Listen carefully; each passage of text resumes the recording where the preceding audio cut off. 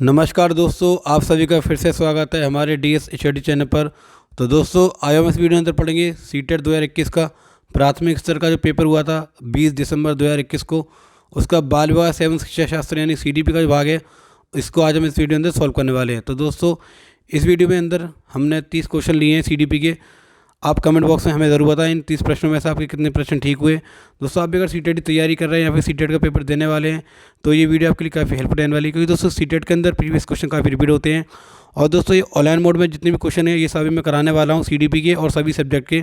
तो दोस्तों, हमारी वीडियो को रोज़ देखें और चैनल पर नए हैं तो चैनल को दोस्तों सब्सक्राइब करें। चलिए दोस्तों, शुरू करते हैं आज के प्रश्न नंबर 1 से। इनमें से कौन सा विकास का सिद्धांत नहीं है? इंग्लिश में देखते हैं दोस्तों। Which of the following is not a principle of the development? 1, विकास एक धारणीय और एक आयामी होता है। 2, विकास ऊपर से नीचे और केंद्र से बाहर की ओर होता है। 3, विकास आनुवंशिकता और संप्रेषण से प्रभावित होता है। या 4, विकास सामाजिक सांस्कृतिक परिप्रेक्ष्य में होता है। तो दोस्तों, इस प्रश्न का सही उत्तर होने वाला हमारा ऑप्शन नंबर 1, विकास एक धारणीय और एक आयामी होता है। नेक्स्ट, शीर्षगामी सिद्धांत विकास के किस क्षेत्र पर लागू होता है? 1, गामा विकास। 2, भाषा विकास। 3, संज्ञानात्मक विकास। या 4, नैतिक विकास। इंग्लिश में देखते हैं दोस्तों। Cephalocaudal principle is applicable in the sphere of A, motor development. 2, language development. 3, cognitive development. या 4, मोरल डेवलपमेंट। तो दोस्तों, इस प्रश्न का जो सही उत्तर होने वाला हमारा ऑप्शन नंबर 1, गामा विकास यानी मोटर डेवलपमेंट। नेक्स्ट, भाषा विकास के संदर्भ में संवेदनशील अवस्था कौन सी है? 1, जन्म पूर्व अवस्था, जन्म पूर्व का समय। 2, पारंपरिक अवस्था। 3, मध्य बचपन। या 4, युवावस्था। तो दोस्तों, इस प्रश्न का जो सही उत्तर होने वाला हमारा ऑप्शन नंबर 2 यानी कि प्रारंभिक अवस्था। नेक्स्ट,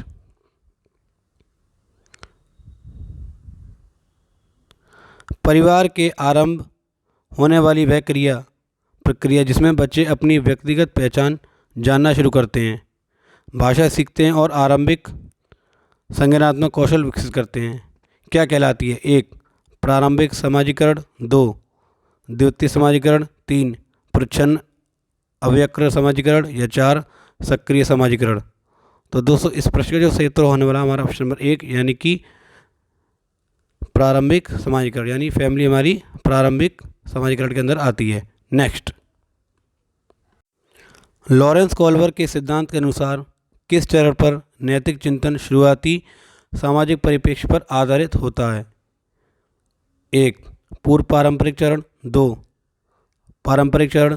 3, उत्तर पारंपरिक चरण। या 4, दूरस्थ पारंपरिक चरण। तो दोस्तों, इंग्लिश में देखते हैं इस क्वेश्चन को। According to the theory of Lawrence Kohlberg, at which level is moral thinking based on taking initial perspective of the society? A, 1, pre conventional. 2, conventional. 3, post conventional. या 4, लेट कन्वेंशनल। तो दोस्तों, 4 यानी late conventional तो कोई stage होती नहीं है।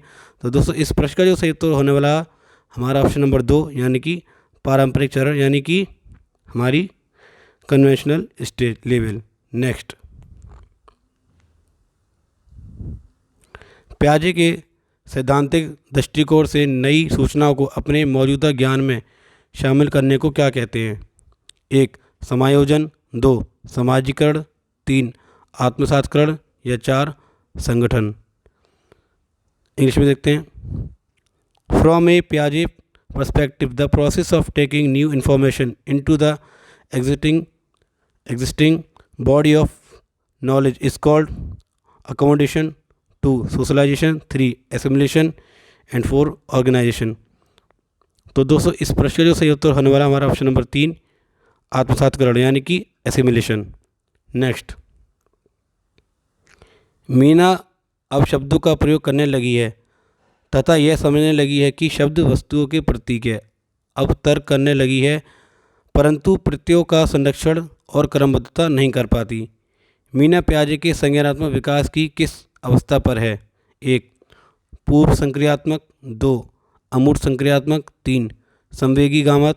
या 4, मूर्त संक्रियात्मक। तो दोस्तों, इस प्रश्न का जो सही उत्तर होने वाला हमारा ऑप्शन नंबर एक यानी कि पूर्व संक्रियात्मक, means pre operation stage. Next, समीपस्थ विकास के क्षेत्र का संप्रत्यय किसने प्रतिपादित किया है? एक, जेरन ब्रूनम, दो, डेविड ऑसवेल, तीन, रॉबर्ट एम गायने, या चार, लेव वाइगोस्की। तो दोस्तों इंग्लिश में देखते हैं इस क्वेश्चन को। The concept of zone of proximal development has been propose by A, Jerome Bruner, David Ausubel, Robert M Gagne, या चार, लेव वाइगोस्की। तो दोस्तों इस प्रश्न का जो सही उत्तर होगा हमारा ऑप्शन नंबर 4 यानी कि लेव वाइगोस्की। नेक्स्ट, कौन सा कथन लेव वाइगोस्की के मूल सिद्धांत को सही मायने में दर्शाता है? एक, अधिगम एक अंतर्मन प्रक्रिया है। दो, अधिगम एक सामाजिक प्रक्रिया है। तीन, अधिगम उत्पत्ति मूलक क्रमादेश है। या चार, अधिगम एक अक्रमबद्ध प्रक्रिया है जिसके 4 चरण हैं। इंग्लिश में देखते हैं दोस्तों। Which statement correctly less out the fundamental principle of लेव वाइगोस्की थ्योरी। तो दोस्तों इस प्रश्न का जो सही उत्तर होगा हमारा ऑप्शन नंबर 2 यानी कि अधिगम एक सामाजिक प्रक्रिया है। नेक्स्ट, एक प्रगतिशील कक्षा में कौन सा विकल्प सार्थक शिक्षण को बढ़ावा देने के लिए व्यक्तिगत अधिगम विधि का उदाहरण है? एक, निरंतर व्यक्तिगत प्रतियोगिताओं का आयोजन। दो, मौखिक दंड का प्रयोग। तीन, एक रूपी मानकीकृत पाठ्यचर्या। या चार, केवल अधिगम का मूल्यांकन के स्थान पर अधिगम के लिए मूल्यांकन पर बल देना। तो दोस्तों इस प्रश्न का जो सही उत्तर होगा हमारा ऑप्शन नंबर 4 यानी कि केवल अधिगम का मूल्यांकन के स्थान पर अधिगम के लिए मूल्यांकन पर बल देना। नेक्स्ट, निम्नलिखित में से कौन सा विकल्प, कौन सा सिद्धांत इस बात का समर्थन करता है कि बच्चे में संज्ञानात्मक विकास सांकेतिक भाषा का पूर्वगामी है? एक, पियाजे का संज्ञानात्मक विकास सिद्धांत। दो, वाइगोस्की का सामाजिक सांस्कृतिक सिद्धांत। तीन, एरिक्सन का मनोवैज्ञानिक सामाजिक सिद्धांत। या चार, बेंड्यूरा का सामाजिक अधिगम सिद्धांत। तो दोस्तों इस प्रश्न का जो सही उत्तर होगा हमारा ऑप्शन नंबर 1 यानी कि पियाजे का संज्ञानात्मक विकास सिद्धांत। नेक्स्ट, जेंडर रूढ़िवादिता को रोकने के लिए एक अध्यापक द्वारा कक्षा में प्रयोग की जाने वाली कौन सी विधि उचित नहीं है? एक, जेंडर पक्षपाती को चुनौती देना। दो, कक्षा में बालक बालिकाओं को अलग अलग बैठाने की व्यवस्था करना। तीन, जेंडर भेदभाव पर चर्चा करना। या चार, ऐसे उदाहरणों का प्रयोग करना जिसमें लड़के और लड़कियां गैर परंपरावादी भूमिकाओं में दिखाई दें। तो दोस्तों इस प्रश्न का जो सही उत्तर होगा हमारा ऑप्शन नंबर 2 यानी कि कक्षा में बालक बालिकाओं को अलग अलग बैठाने की व्यवस्था करना। नेक्स्ट, पारो अपने पिता की बड़ाई की दुकान में उनकी सहायता करती है, जहां पर वह लकड़ी के ब्लॉक यानी टुकड़ों को अपने पिता द्वारा सिखाई गई विधि से सफलतापूर्वक मापती है। उसे हाल में EWS स्कीम के अंतर्गत एक पब्लिक विद्यालय में प्रवेश मिला, जहां पर वह शैक्षिक अपेक्षाओं खासकर गणित का सामना करने में असमर्थ है। इस स्थिति में अध्यापक को एक, पारो को कहना चाहिए कि उसमें पढ़ने की अच्छी क्षमता नहीं है। दो, पारो की परीक्षाओं देनी चाहिए और दोहरावेदन को बढ़ावा देना चाहिए। तीन, पाठ्यक्रम और अध्ययन सामग्री को पारो के लिए प्रासंगिक बनाना चाहिए और पारो द्वारा विद्यालय के बाहर सीखे गणितीय अनुभवों का अन्वेषण चाहिए। या चार, पारो को घर पर सीखे ज्ञान को स्कूल से सीखे ज्ञान से पृथक रखने के लिए कहना चाहिए। तो दोस्तों इस प्रश्न का जो सही उत्तर होगा हमारा ऑप्शन नंबर 3 यानी कि पाठ्यक्रम और अध्ययन सामग्री को पारो के लिए प्रासंगिक बनाना चाहिए और पारो द्वारा विद्यालय के बाहर सीखे गए गणितीय अनुभवों का समावेशन करना चाहिए।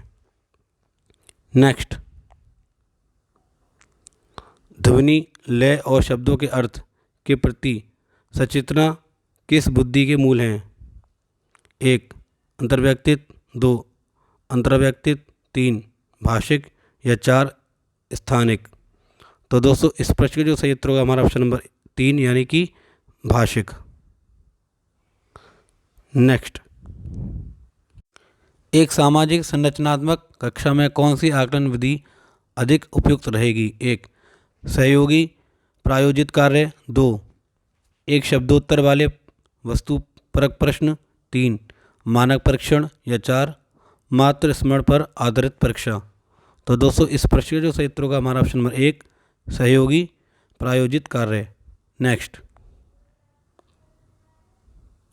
सतत एवं व्यापक मूल्यांकन में सतत से क्या अभिप्राय है? एक, अध्यापन के दौरान विभिन्न उपकरणों का प्रयोग करते हुए छात्रों का साथ साथ मूल्यांकन करना एवं उनकी सहायता करना। दो, अंकों ग्रेड व अन्य प्रकार से छात्रों की उपलब्धि की सतत तुलना करना। तीन, निश्चित अंतराल पर पूरे शैक्षणिक वर्ष में औपचारिक पेपर पेंसिल परीक्षा लेना। या चार, समय समय पर बच्चों के स्मरण और प्रत्याहान की योग्यता का मापन करना।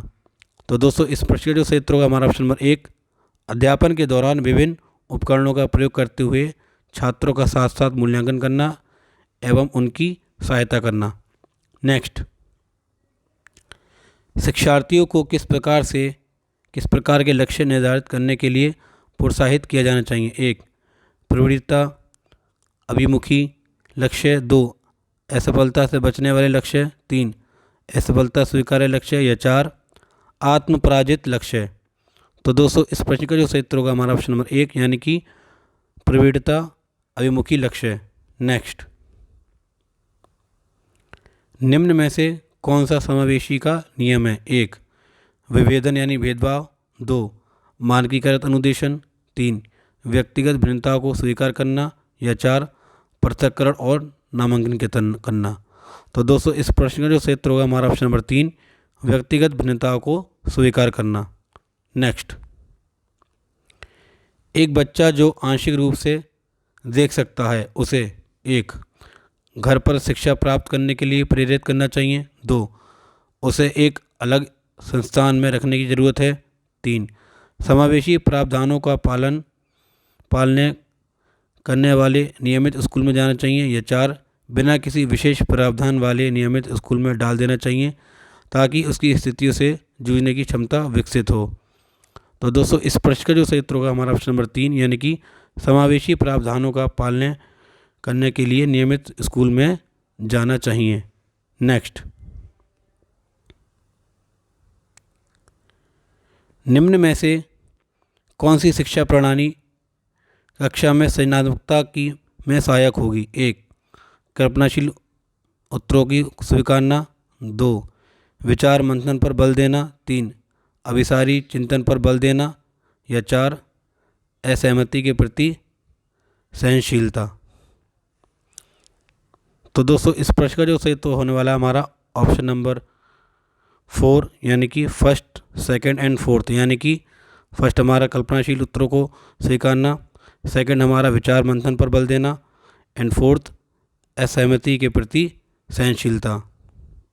नेक्स्ट, एक स्वैर चिंतन यानी आत्मविमोह वाले छात्र जो आयोजित सत्र की सामूहिक क्रियाकलापों को करने में कठिनाई का सामना कर रहा है की सहायता करने के लिए निम्नलिखित में से कौन सी विधि समावेशी दृष्टि के अनुरूप नहीं है? दोस्तों नहीं है, ये वर्ड आपको एग्जाम में ज़रूर देखने नहीं है। एक, सामूहिक कार्य करने के दौरान उपयुक्त प्रत्यक्ष और लिखित सामग्री देना। दो, बच्चे को कम शोर वाले विश्रांत वातावरण में युगों में कार्य करने की अनुमति देना। तीन, बच्चों को विशिष्ट स्कूल में भेजना। या चार, सामान्य कक्षा में प्रतिकारी ट्यूटर की मदद लेना। तो दोस्तों इस प्रश्न का जो सही उत्तर होगा हमारा ऑप्शन नंबर तीन, बच्चों को विशिष्ट स्कूल में भेजना। नेक्स्ट,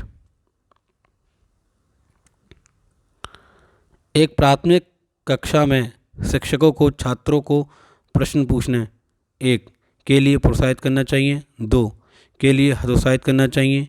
तीन, की कभी भी अनुमति नहीं देनी चाहिए। या चार, पर सजा देना चाहिए। तो दोस्तों इस प्रश्न का जो सही उत्तर होगा हमारा ऑप्शन नंबर एक, यानी एक प्राथमिक कक्षा में शिक्षकों को प्रश्न पूछने के लिए छात्रों को प्रोत्साहित करना चाहिए। नेक्स्ट,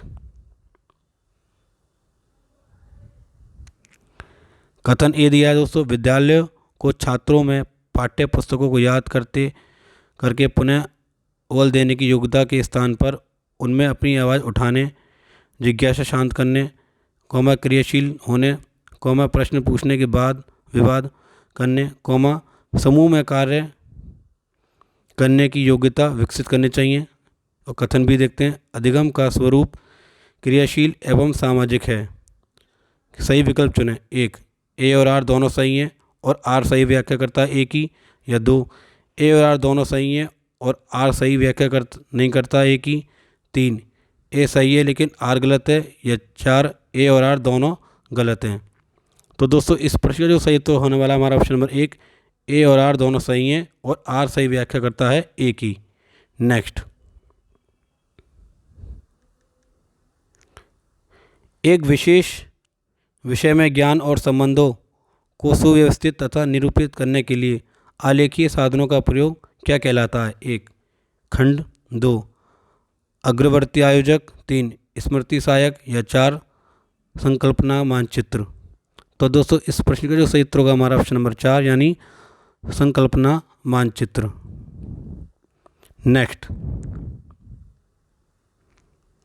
उस उदाहरण को चुनिए जो आंतरिक प्रेरणा को दर्शाता है। 1, रोशनी परीक्षा में अच्छे अंक के लिए परिश्रम कर रही है क्योंकि उसके माता पिता ने उसे 90% से ऊपर अंक लाने पर घड़ी दिलाने का वादा किया है। 2, रूमी अपना गृह कार्य पूरा कर रहा है क्योंकि उसके माता पिता फिर से उसे टीवी देखने देंगे। 3, रोमा बहुत सी पुस्तकें पढ़ रही है क्योंकि रीडिंग स्टार बोर्ड पर अपना नाम ऊपर लाकर वह अध्यापिका की प्रशंसा पाना चाहती है। 4, अपने परियोजना कार्य के लिए रवि विभिन्न स्रोत तलाश कर रहा है क्योंकि नई जानकारी में लेने में रुचि रखता है। तो दोस्तों इस प्रश्न का जो सही तो होने वाला हमारा ऑप्शन नंबर 4 यानी अपनी परियोजना कार्य के लिए रवि विभिन्न स्रोत तलाश कर रहा है क्योंकि नई जानकारी लेने में रुचि रखता है। नेक्स्ट, रचिता एक गणित अध्यापिका अपने छात्रों की भाषा कथन वाले प्रश्नों में सही प्रक्रिया पहचानने में त्रुटियों का विश्लेषण कर रही है। इसके पीछे उसका क्या उद्देश्य है? 1, अधिक त्रुटियों वाले छात्रों का कम त्रुटियों वाले छात्रों से पृथक करना। 2, अधिक त्रुटियों वाले छात्रों का दंड स्वरूप अधिक प्रश्न देना। 3, त्रुटि सुधार के लिए अभ्यास वाले अधिक प्रश्न देना। या 4, त्रुटियों को समझना क्योंकि वे छात्रों के चिंतन को समझने में मदद करते हैं। तो दोस्तों इस प्रश्न का जो सही उत्तर होगा हमारा ऑप्शन नंबर 4 यानी कि त्रुटियों को समझना क्योंकि वे छात्रों के चिंतन को समझने में मदद करते हैं। नेक्स्ट, राष्ट्रीय शिक्षा नीति 2020 किस पर बल देती है? 1, परीक्षा के लिए पढ़ना। 2, स्मरण आधारित परीक्षा शिक्षा। 3, वेदन और अभ्यास। या 4, संप्रत्ययी समझ। तो दोस्तों इस प्रश्न का जो सही उत्तर होगा हमारा ऑप्शन नंबर 4 यानी कि संप्रत्ययी समझ। नेक्स्ट,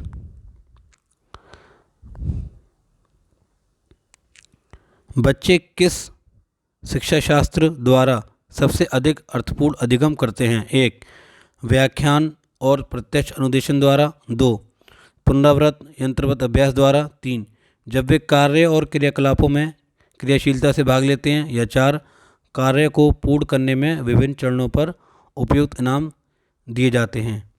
तो दोस्तों इस प्रश्न का जो सही उत्तर होगा हमारा ऑप्शन नंबर 3 यानी कि जब वे कार्य और क्रियाकलापों में क्रियाशीलता से भाग लेते हैं। चलते दोस्तों आज के आखिरी प्रश्न की तरफ। प्रश्न नंबर 30, छात्रों को विभिन्न प्रकार की सामग्री का प्रावधान करवाना और उन्हें अपने अधिगम को स्व निर्देशित करने की स्वतंत्रता देना डैश को बढ़ावा देने की एक विधि है। 1, यंत्रवत अधिगम। 2, प्रतिस्पर्धात्मक अधिगम। 3, अन्वेषित अधिगम। या 4, निर्देशात्मक अधिगम। तो दोस्तों इस प्रश्न का जो सही उत्तर होगा हमारा ऑप्शन नंबर 3 यानी कि अन्वेषित अधिगम। तो दोस्तों आशा करता हूँ मैं ये आपको वीडियो काफ़ी अच्छी लगी होगी। दोस्तों आपको ये वीडियो अच्छी लगी तो ज़्यादातर शेयर करें, चैनल पर नए हैं तो चैनल को सब्सक्राइब करें और वीडियो को लाइक करें। दोस्तों ये मैंने ऑफिशियल आंसर की के साथ आपको ये प्रश्न बताए हैं और आने वाले वीडियो में मैं आपको ऐसे ही प्रश्न ऑनलाइन में जो भी पेपर हुए थे 16 जनवरी से 2021 यानी 23 जनवरी तक वो सभी प्रश्न सभी सब्जेक्ट के मैं आपको करवाने वाला हूँ। तो दोस्तों हमारे चैनल पर बने रहें। तब तक के लिए थैंक्स फॉर वॉचिंग।